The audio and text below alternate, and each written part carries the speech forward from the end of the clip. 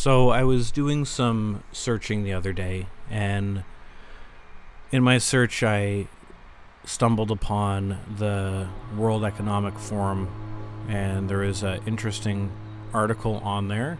I'll put a link to it in the description.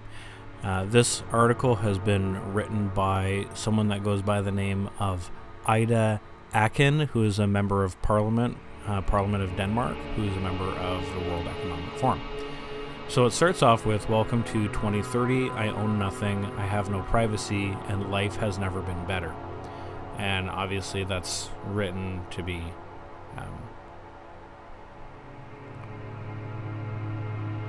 capturing of the eye. The one thing that I will mention is that there's a lot of material that goes out from the World Economic Forum, and a few things that you should research if you haven't already is going to be the Fourth Industrial Revolution, which I like to refer to as the Forced Industrial Revolution. And you should also look into the Great Reset. All of these things sort of connect to a person named Klaus Schwab. I'll try to put a link in the description for that one as well. Not everything that the World Economic Forum says is going to come to life. One of their videos talks about how everyone's going to be exploring Mars in the future, and obviously that's BS. That's not going to happen. But some of the stuff that they talk about is more than likely probably true, or they want it to become true. And then I'll talk more about, what we can and can't do at the end. So it says, for more information, watch the What If Privacy Becomes a Luxury Good session from the World Economic Forum's annual meeting 2017. Welcome to the year 2030. Welcome to my city, or should I say our city. I don't own anything. I don't own a car. I don't own a house. I don't own any appliances or any clothes. It might seem odd to you, but it makes perfect sense for us in this city. Everything you consider a product has now become a service. We have access to transportation, accommodation, food, and all the things we need in our daily lives. One by one, all these things became free, so it ended up not making sense for us to own much. First, communication became digitized and free for everyone. Then, when clean energy became free, things started to move quickly. Transportation dropped dramatically in price. It made no sense for us to own cars anymore, because we could call a driverless vehicle or a flying car for longer journeys within minutes. We started transporting ourselves in a much more organized and coordinated way when public transport became easier, quicker, and more convenient than the car. Now I can hardly believe that we accepted congestion and traffic jams, not to mention air pollution from combustion engines. What were we thinking? Well, to answer that question, what were we thinking was the oil industry owns all automobiles, and anybody that tries to come up with a new invention, they're going to have to go through the patent office, which is owned by all of the elite that determine whether or not something is allowed to be shared with the general public. I went to a car show with my dad, and at the car show, so this is going back into like 1987, 1988, around then.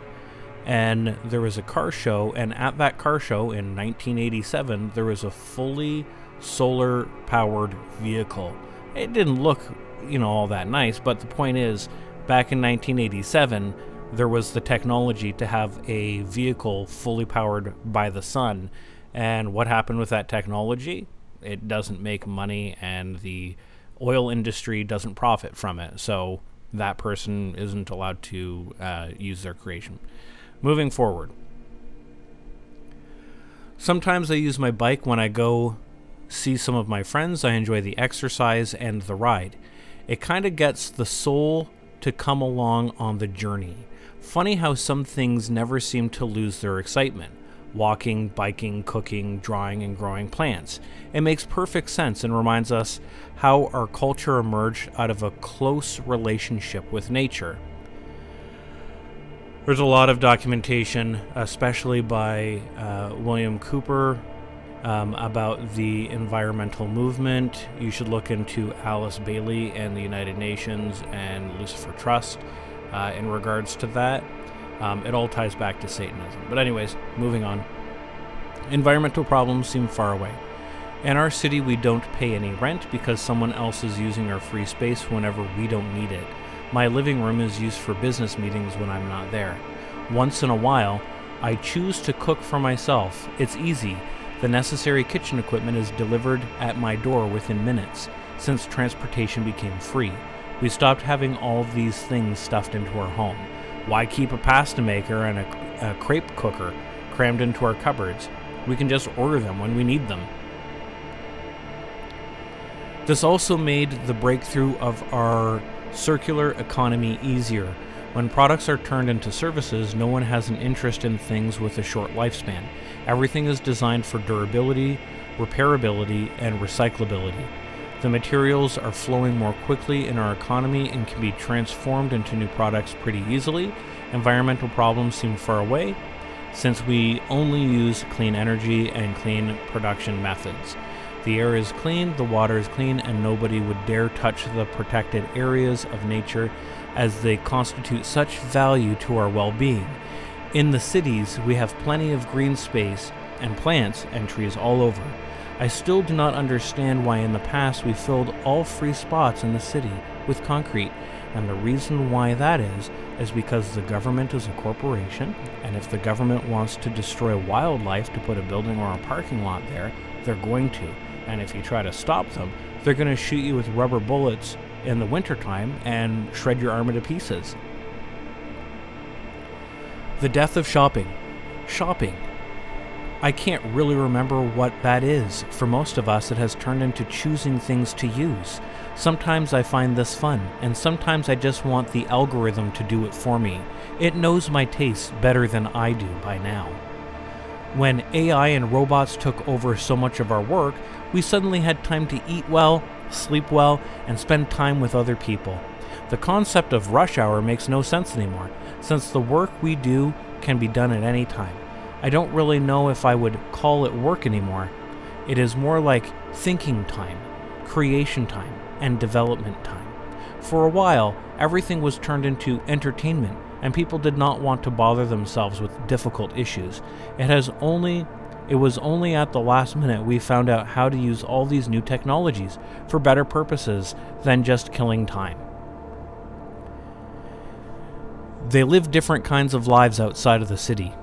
My biggest concern is that all the people who do not live in our city, those we lost on the way, those who decided that it became too much, all this technology, those who felt obsolete and useless when robots and AI took over big parts of our jobs, those who got upset with the political system and turned against it. They lived different kind of lives outside of the city. Some have formed little self-supplying communities. Others just stayed in the empty and abandoned houses in small 19th century villages. Once in a while, I get annoyed about the fact that I have no real privacy, nowhere I can go and not be registered. I know that somewhere, everything I do, think, and dream of is recorded. I just hope that nobody will use it against me. All in all, it's a good life, much better than the path we were on, where it became so clear that we could not continue with the same model of growth. We had all these terrible things happening: lifestyle diseases, climate change, refugee crisis, environmental degradation, completely congested cities, water pollution, air pollution, social unrest and unemployment. We lost way too many people before we realized we could do things differently. So to address a couple of those, lifestyle diseases, a lot of that stuff is manufactured by the pharmaceutical industry, and it's integrated within the food industry. Look up Codex Alimentarius, the World Health Organization, working to basically irradiate food because they believe that nutrition is bad for us. Climate change, suggesting that there's too many people on Earth, and because of that there's too much pollution, when all of the pollution is created by manufacturers The refugee crisis is a man-made crisis because a lot of these World Economic Forum videos talks about how in the future cities will have to be more welcoming for refugees. Well, how would they know that we're going to have more refugees in the future, unless they're planning on having job losses and stuff like that? So, water pollution, air pollution is created by large corporations. Social unrest and unemployment is created by the current environment that we're all going through right now, where you're required to wear something on your face, yet there's no scientific evidence that proves that you should wear something on your face. We lost our way. Too many people before we realized that we could do things differently. Author's notes. Some people have read this blog as my utopia or dream of the future. It is not. It is a scenario showing where we could be heading, for better or worse. I wrote this piece to start a discussion about some of the pros and cons of current technology development. When we are dealing with the future, it is not enough to work with reports.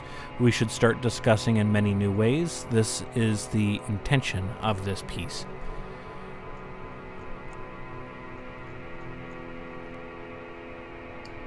One of William Cooper's best quotes that I'll paraphrase is, "Listen to everything. Believe nothing. Do your own research." And that's the best advice that I can give. And feel free to share this video, upload it yourself. Father bless, and thank you for watching.